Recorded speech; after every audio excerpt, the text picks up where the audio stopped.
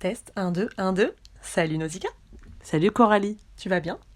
Je vais très bien. C'est un nouvel épisode de notre podcast qui s'appelle comment? 24 minutes chrono. Tu me racontes dans quoi ça consiste? 24 minutes, un thème, des débats. Autour du cinéma. Autour du cinéma. Tout de même. Et aujourd'hui, quel thème on a choisi, Nausicaa? On en a tellement. On adore tellement ça. Que tu as un trou de mémoire. Non, mais... Alors, on est parti sur les unpopular opinions. Dans les deux sens, c'est-à-dire les films qui ont marché, qui ont rencontré un franc succès que nous, on n'a pas aimé. Ou à l'inverse, des films qui n'ont pas été très salués par la critique ou qui n'ont pas rencontré de gros succès et que nous, on a aimé. Ouais. On est d'accord là-dessus? On est d'accord sur la définition. Maintenant, c'est quoi ta première proposition? C'est quoi ta première unpopular opinion? Alors, tu veux que je te parle d'un film que j'ai aimé ou que j'ai pas aimé? Je veux bien que tu commences en positif. Parle-moi d'un film que tu as aimé et qui n'a pas reçu énormément de succès. Alors, je sais pas s'il a pas reçu énormément de succès, mais en tout cas, quand je l'ai vu sur Canal, je m'étais pas dit « Ah oui, ce film, nanana ». Tu vois, c'est-à-dire que, de mémoire, je l'ai découvert sur Canal+. Donc après, c'est peut-être moi qui étais à l'ouest, mais c'est un film français qui s'appelle « Jumeaux, mais pas trop ». Est-ce que... Ça me dit rien du tout. Jamais entendu parler. C'est avec qui? Ça parle de quoi?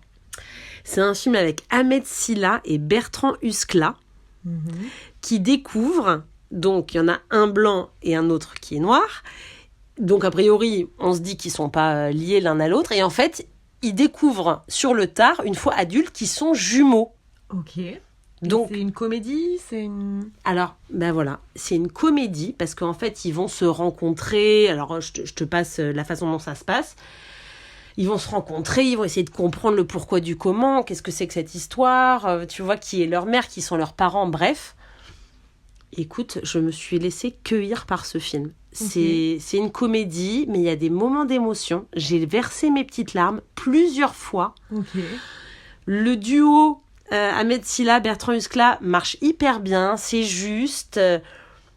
Et voilà. Et avant de le voir, de tomber dessus, j'en avais pas beaucoup entendu parler. Est-ce que toi, t'en avais entendu parler? Jamais, mais ça m'étonne pas qu'il t'ait plu. Enfin, je l'ai pas vu et j'en avais pas entendu parler, mais Ahmed Silla, il m'a souvent décroché l'alarme là où je l'attendais pas. Du coup, ça me donne envie de le regarder. Et je trouve que, tu vois, je l'ai vu dans d'autres films, Ahmed Silla, je trouve que c'est vraiment un super acteur. Ouais. Il est vraiment passé de ce statut d'humoriste au statut d'acteur de façon très fluide et très réussie. Et donc, c'est un petit big up pour lui. Bah ouais, sous-côté Ahmed Silla. À toi. Alors, moi, la première unpopular opinion que j'ai écrite, c'est Wes Anderson. J'ai même écrit, et je m'excuse à tous les fans, Wes Anderson... Burke. Parce que comme tout le monde, je trouve que The Grand Budapest Hotel est un très bon film, très beau, une signature visuelle incroyable, tutti quanti. Mais tous les autres films, je les ai subis. Mais d'une façon violente. Je me suis sentie prise en otage dans le cinéma. Qu'est-ce que tu penses de Wes Anderson? Déjà, j'aimerais bien que tu m'en cites quelques-uns, que je puisse rebondir. Alors, j'ai pas vu Grand Budapest Hotel. C'est vrai, je pense qu'il pourrait te plaire. Un très bon casting, c'est assez rythmé, c'est très beau. Il y a vraiment une patte. Même si t'as pas vu beaucoup de films de Wes Anderson, tu as un peu son style visuel. C'est très tableau, c'est très coloré. C'est... Comment décrire Wes Anderson? Et quand je critique Wes Anderson, je parle vraiment des films d'ailleurs, parce qu'il a fait quelques films d'animation. Enfin, j'ai L'île aux chiens en tête, que pour le coup j'ai adoré. Donc je parle vraiment de ses derniers films, notamment The French Dispatch, que j'ai subi de A à Z, Asteroid City, un ennui monstrueux. Tu les as vus? Non, mais j'entends les titres déjà, ça me rebute. Asteroid City. Mais... Tu peux m'en parler un peu? Alors, Asteroid City, je te cache pas que pendant ces films, j'essaye de faire des siestes, j'y arrive même pas, donc je suis pas des plus concentrée. Asteroid City, ça parle de quoi? C'est une ville dans laquelle... un désert, il me semble, même dans lequel un bout d'astéroïde ou un astéroïde tombe. Je dis peut-être n'importe quoi. Et où se construit autour de cet astéroïde une petite ville. Les gens qui sont fans de ce film vont péter un câble parce que j'en ai aucun souvenir. Qu'est-ce qui se passe dans ce film? À un moment, il y a un grand alien vert. Il y a Scarlett Johansson qui prend des douches et qui drague son voisin à travers une petite fenêtre... Qu'est-ce qui fait que tu t'aimes pas? C'est que ça marche pas en termes de scénario, ça te cueille pas? Bah tu vois, je suis même pas capable de te dire ça parle de quoi, c'est quoi l'histoire, je sais pas, je suis devant un film de 2 heures, d'un ressenti de 6h47 d'ailleurs, et je sors et je sais pas ce que j'ai regardé, je sais pas c'est quoi l'histoire, j'ai ressenti aucune émotion. Je trouve, c'est ce que je me dis souvent en sortant des films, dernièrement, en sortant des films de Wes Anderson, c'est que ça ferait de sublimes courts-métrages. Que si ça avait été un film de 12 minutes, avec un peu de non-sens, des scénettes un peu absurdes, un scénario que je comprends pas trop, mais qui est joli, et des scènes sublimes, et chaque plan est un tableau, ok, je serais contente. Mais pas plus de 2 heures, quoi. Voilà. Une autre opinion ? Ça me donne envie de te parler d'un film aussi que moi j'ai subi, un film en particulier que tu as vu. Je sais que tu l'as vu, et d'ailleurs j'aimerais bien avoir ton avis là-dessus. Les Crimes du futur. Ah. Excuse-moi, mais... T'as pas aimé ? J'étais en mode, oui, il faut être intelligent et regarder ce film. Tu vois, t'as le sentiment que ça parle de quelque chose, c'est un peu métaphorique, mais je comprends pas. J'ai trouvé ça trop compliqué. Qu'est-ce que t'as retenu de ce film, finalement ? Alors, qu'est-ce que j'ai retenu ? J'ai retenu Viggo Mortensen, que j'adore et que je trouve toujours excellent, même quand je comprends pas ses films. Non, mais je crois que j'avais été plutôt agréablement surprise par le film. Je trouvais que le discours sur la... Quel était le discours du film déjà ? Alors, pour ceux qui l'ont pas vu, on est dans une sorte d'humanité du futur, un petit peu, où en fait la nouvelle sexualité, c'est genre de s'ouvrir les organes. J'ai même pas bien compris. En gros, les gens, ils se coupent, ils s'ouvrent le corps, et c'est une nouvelle façon. Tu vois, je suis désolée, mais tu vois, si j'ai pas compris, c'est qu'à un moment donné, il y a quelque chose qui est pas... Alors, là, c'est un autre débat, mais peut-être... c'est ça que j'ai subi, en tout cas. Ok, mais opinion impopulaire, est-ce que tu as besoin de comprendre le film pour aimer le film ? C'est ça qui est beau dans ce que tu dis. Moi, mon côté... c'est pas intellectuel, mais tu sais, mon cerveau, je suis quand même dans le cognitif. J'ai besoin... D'ailleurs, tu vois, on en parlera soit dans cet épisode, dans un autre.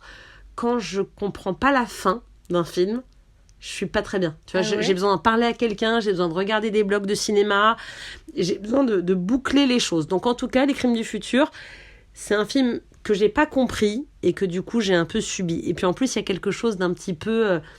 pas gore, mais tu vois, on voit des organes. Voilà, j'aime pas trop. Ok, mais c'est quoi ? Il n'y a pas un discours un peu écologique aussi à la fin ? Oui. Oui. Il y a les gens riches se font des chirurgies esthétiques à outrance et se transforment le corps de façon de plus en plus, pas obscène, mais de plus en plus absurde. Et les pauvres, ils font quoi déjà ? Parce que j'ai l'impression qu'ils mangent, ils ingèrent un produit... J'ai pas compris. Plus. Bon, à revoir. En unpopular opinion suivante, j'ai mis, alors je sais pas si tu seras la meilleure cliente pour débattre de ça avec moi, mais la plupart des films d'horreur adaptés de films d'horreur japonais, je préfère les versions américaines. Alors, en fait, j'ai 2 titres spécifiques en tête, à savoir The Grudge et The Ring. Est-ce que tu les as vus déjà ? Non, ça me fait trop peur. T'aimes pas les films d'horreur ? Ça me fait trop peur. Moi, c'est du genre, quand j'étais petite et que j'avais vu Scream, alors ce qui a priori est une parodie, mais moi je l'ai vécu vraiment comme un film d'horreur. Non, Scream c'est... Non, mais il y a des gens qui expliquent que en fait Scream c'était une parodie de film d'horreur. Je te parle pas de Scary Movie. Okay. Qui disent que Scream c'était déjà... Ah, tu après, vois ? Oui, le principe de Scream c'est quand même quel est ton film d'horreur préféré, donc il y a une... C'est ça, hein ? On parle du même film. Oui. C'est le machin, là, avec sa tête blanche, là, son masque, là. Ils reprennent des codes, c'est... Voilà, c'est peu une parodie de film d'horreur, mais pas en mode parodie, mais voilà, enfin, bon. Moi, c'est un film d'horreur de premier degré, mais c'est vrai que dedans, les slashers, les criminels sont des fans de films d'horreur qui reprennent les codes et qui appellent leurs victimes en leur demandant quel est leur film d'horreur préféré avant de venir les tuer. En tout cas, moi, ça me traumatise pendant 10 ans. Ok, tu n'aimes pas la violence physique ou... Ça me fait peur. Ouais, je suis une petite nature. Donc, vas-y, je te laisse enchaîner sur The Ring. On est à 9 minutes 37, donc ça va. On a le temps, vas-y. Non, mais c'est sans comment dire, développer à outrance chacune de nos opinions. En tout cas, j'ai vu les versions et américaines et japonaises de ces 2 films. Et à chaque fois, j'ai préféré de loin la version américaine. Alors peut-être parce que je les ai vus en première quand j'étais plus jeune. Et pour rappeler un peu aux gens, dans The Grudge, il y a Sarah Michelle Gellar, qui était vraiment... qui a eu une petite période film d'horreur, d'ailleurs, quand j'y pense, elle avait aussi fait Souviens-toi l'été dernier. Oui. Tu l'avais vu ? Oui. Ah, plus film d'horreur adolescent, dans la veine de La Maison de Cire, de Destination Finale, toute cette... Oui, ça j'aime bien. Ah, moi j'adorais aussi. C'était Oui. presque du thriller, parce que c'était un peu gore. Voilà. Mais tu ressors pas avec ça me fait moins peur. Ouais, voilà. non, j'adorais ça aussi. Donc c'était un peu dans cette veine-là. Et vu qu'elle était là, ça me paraissait plus adolescent. Enfin, j'adorais. Et The Ring, dans la version américaine, il y a Naomi Watts. Je dis pas de bêtises.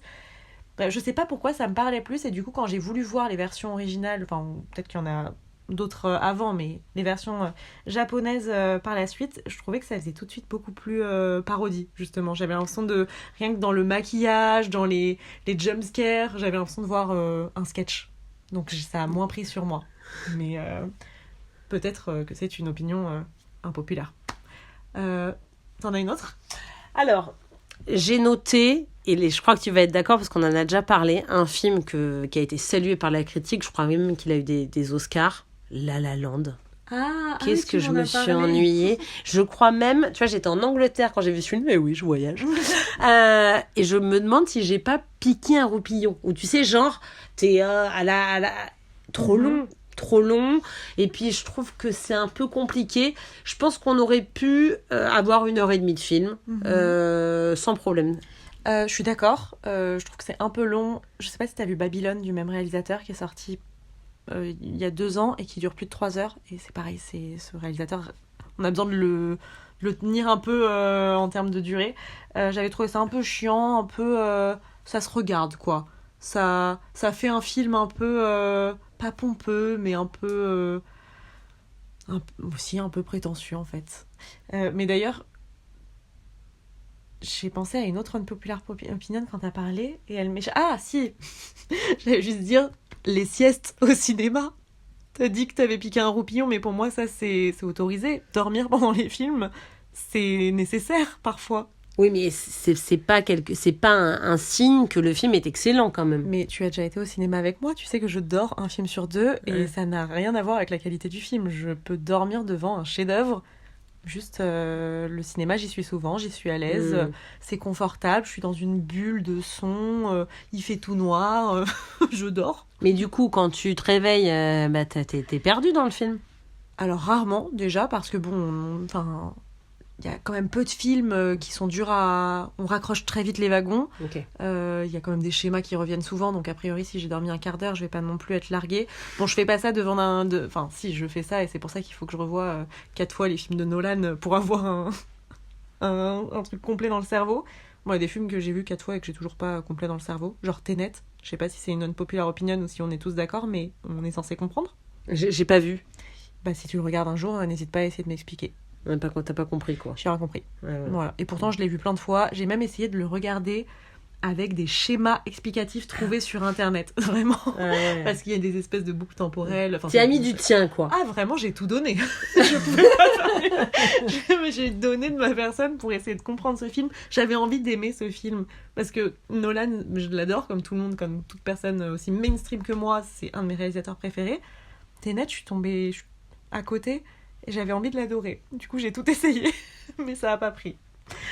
À moi ou tu enchaînes ? Non, vas-y, à toi. Alors, il y a des films... Alors, on est plutôt sur des films qu'on n'a pas aimés, hein, mais bon, écoute, c'est la vie. C'est la vie... Bref. C'est dans un autre épisode. Les petits mouchoirs. Ouais. Alors, pour être tout à fait honnête, plus je le vois et plus je l'apprécie, mais la première fois que je l'ai vu, j'ai trouvé ça, pareil, assez long...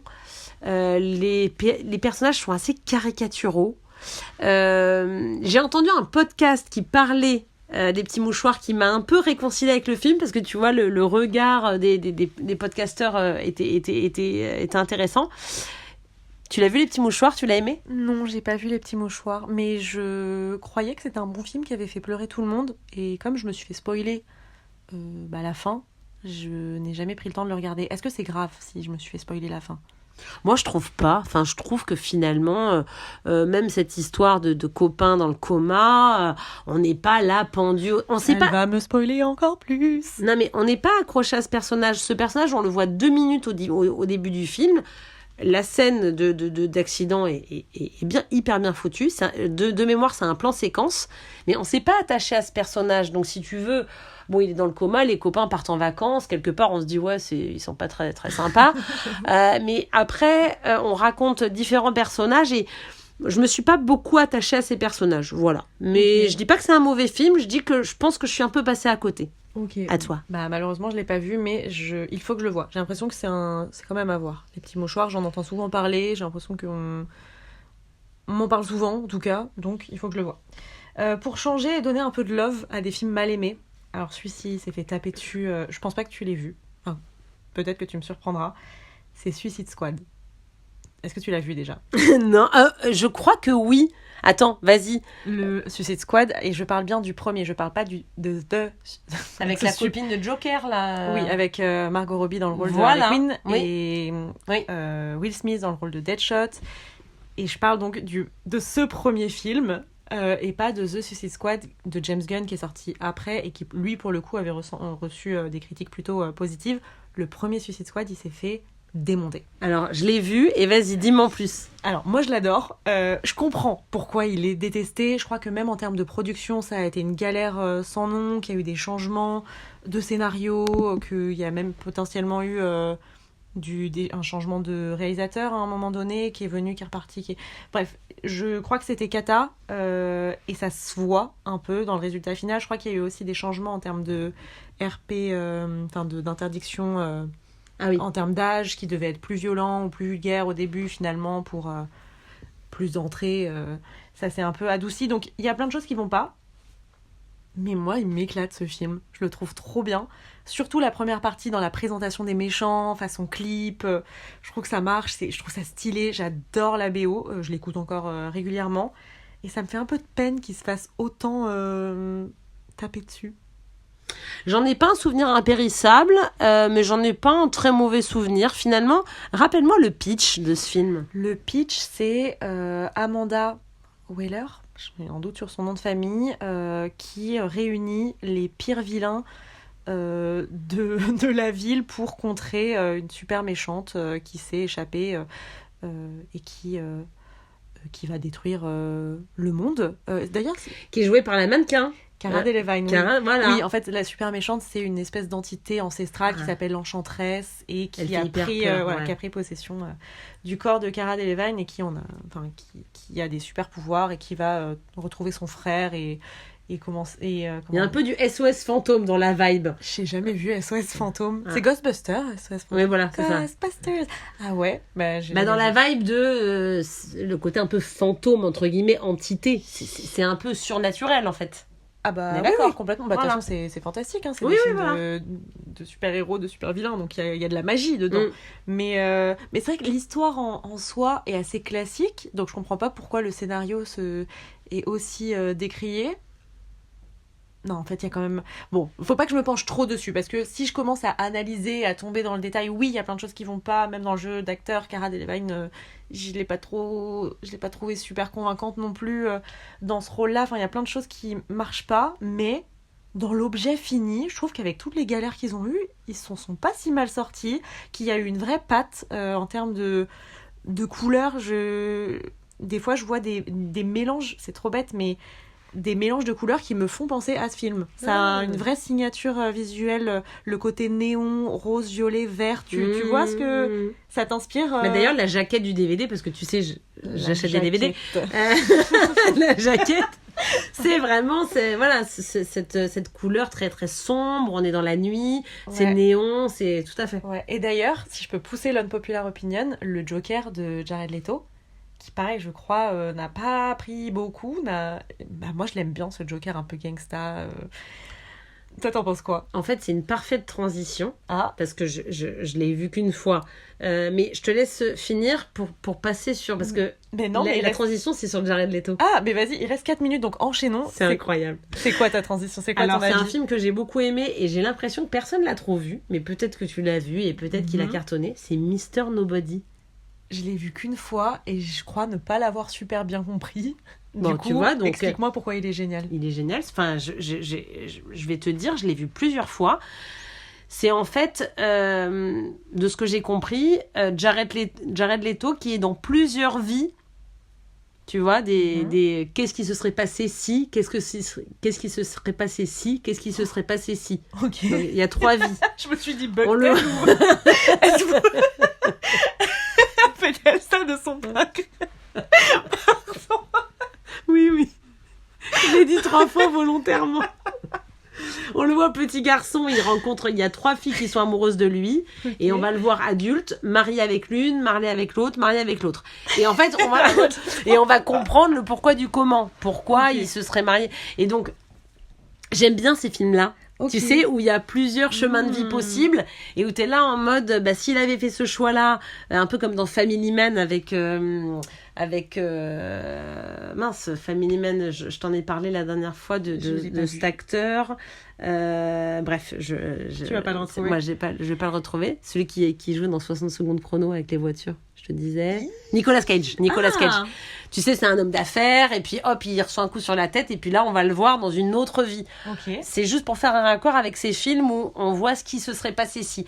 Eh ben, écoute, Mr. Nobody, je trouve ça bien foutu. Les 3 vies que vit potentiellement ce personnage, elles sont toutes les 3 hyper différentes, les personnages sont hyper travaillés, ça marche, donc voilà, je vous le conseille. Ok, mais du coup c'est pas tant une non-popular opinion, c'est plus un film que tu trouves sous-coté. J'ai l'impression, en tout cas, qui est un peu passé sous les radars. Je pense que si j'en parle dans une soirée, les gens vont me dire, ah bon, de quoi s'agit-il Est-ce que t'en avais un autre Vas-y, je te laisse enchaîner. Il nous reste 2 minutes 24. Parce que j'en ai un, mais en fait, je me suis rendu compte au moment où je l'ai écrit que j'avais pas assez de matière pour me permettre cette opinion. Parce que j'ai écrit Daniel Craig, meilleur James Bond. Point d'interrogation ? J'ai pas mis de point d'interrogation. C'est bien là le problème. Je voulais donner cette unpopular opinion, sauf qu'en fait, j'ai pas vu beaucoup de James Bond. Donc en fait, c'est un peu maladroit de ma part de vouloir dire que c'est le meilleur alors que j'ai pas matière à comparer. Mais je les adore. Et j'ai l'impression qu'il peut diviser en tout cas les fans de James Bond qui en ont vu beaucoup, et j'ai pas l'impression que ce soit le préféré de beaucoup de monde. Toi, tu l'aimes bien? Alors, évidemment, magnifique. Je crois même que j'ai certains DVD de James Bond. J'ai Casino Royale. Non, j'ai le 2e et le 3e. Ah, le 2e pour le coup, poubelle. Hein. Pardon, Skyfall. Non, ça c'est le 3e. Excuse-moi, Quantum of Solace, c'est une daube finie. Skyfall, exceptionnel, avec cette BO d'Adèle, mais c'est exceptionnel. Et celui d'après, Spectre. Ah oui. Et donc après, Skyfall et Spectre, j'ai les 2 en DVD, donc c'est pour te dire que je les ai. Mais Skyfall, big up à Skyfall. Ah, c'est mon préféré aussi. Avec Javier Bardem en méchant. Exceptionnel. J'adore Daniel Craig en James Bond, et j'ai discuté avec un Anglais, figure-toi, donc on va dire qu'ils ont un peu le power là-dessus parce que c'est leur personnage, qui disait qu'en fait chaque James Bond, les Anglais disent ah non mais c'est lui, c'est le dernier, ah mais c'est lui, et Daniel Craig, comme les autres, on a dit c'est lui, c'est le dernier, donc il est vraiment aimé en tout cas par toute une communauté. Donc voilà, donc c'est pas si unpopular que toi. Ok, je pensais que les premiers avaient plus le... Peut-être. Je sais pas, j'en parlerai avec des fans. Je connais pas de fans de James Bond. Est-ce que t'as un dernier? Alors, j'ai un dernier. J'ai envie de te dire, Les Bronzés.